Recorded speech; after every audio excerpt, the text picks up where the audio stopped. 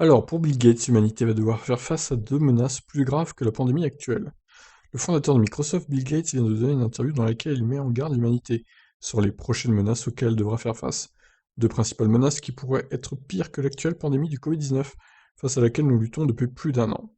Déjà en 2015, lors d'une conférence TED, le milliardaire avait déjà alerté la population sur le risque d'une épidémie mondiale, provoquée par la propagation d'un virus très contagieux. C'est peut-être lui qui a mis en place le Covid. C'est Bill Gates pour nous faire vacciner et stériliser la population et nous infliger de la 5G dans les veines.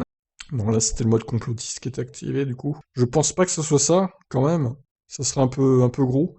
Lors de cette conférence, Gates expliquait que le monde devait se préparer à cette menace, car ce ne serait pas une guerre, mais des microbes qui seraient à l'origine de la mort de plusieurs millions de personnes. Pas manqué. Et oui, 2 200 000 personnes sont mortes du Covid-19. La prédiction de Bill Gates s'est malheureusement révélée correcte. Aujourd'hui, le patron de Microsoft alerte de nouveau le monde sur les défis auxquels il va devoir faire face dans le futur. Dans une interview accordée à la chaîne YouTube Veritasium, il est revenu sur la pandémie du Covid actuelle, et sur ses propos de l'époque. Il s'interroge, se demandant s'il aurait pu être plus persuasif et revient sur le fait que les maladies respiratoires sont effrayantes, parce que vous pouvez prendre l'avion ou le bus même si vous êtes infecté. Puis il a abordé la question de l'avenir de l'humanité, et franchement, le portrait que Bill Gates dresse est tout sauf rassurant. Effectivement, pour lui, le monde va devoir faire face à deux menaces, encore plus puissantes que ce que nous traversons actuellement. Parmi ces deux menaces, la première est le changement climatique, phénomène qui cause plus de morts chaque année que ce que nous avons connu avec cette pandémie.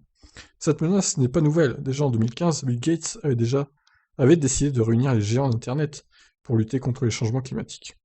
L'autre défi auquel nous devons nous préparer dans les années à venir, c'est le bioterrorisme. L'homme de 65 ans affirme: quelqu'un qui veut causer des dommages pourrait créer un virus, et cela signifie que la chance de se heurter à ça est plus important que les épidémies d'origine naturelle. Et l'optimisme de Bill Gates n'est pas encourageant. En effet, selon lui, il n'existera aucun moyen pour stopper les pandémies à venir. Le milliardaire estime que la seule façon de les surpasser consiste à accroître nos préparations, pour ne jamais avoir un bilan de mort aussi important que celui d'aujourd'hui. Voilà qui est rassurant. Cependant, on peut toujours se dire que la lutte contre le changement climatique n'est pas terminée à condition que tout le monde y mette du sien, aussi bien les gouvernements, les entreprises que les particuliers. Si cette menace a une chance d'être stoppée, alors nous n'aurons plus qu'à gérer les pandémies futures et le bioterrorisme. C'est déjà mieux que rien. Oui, c'est déjà mieux que rien, effectivement. Bon, alors il est un peu pessimiste, Bill Gates, mais en même temps, est-ce qu'il a forcément tort? Quand je vois dans le monde dans lequel on vit, franchement, il n'y a pas trop d'espoir, hein. Je pense que le Covid-19 est la première pandémie d'une longue série. Alors, elle n'est pas trop virulente parce que le virus n'est pas super mortel, on va dire, mais on va dire que ça nous prépare à quelque chose de plus fort, de plus puissant, de plus mortel.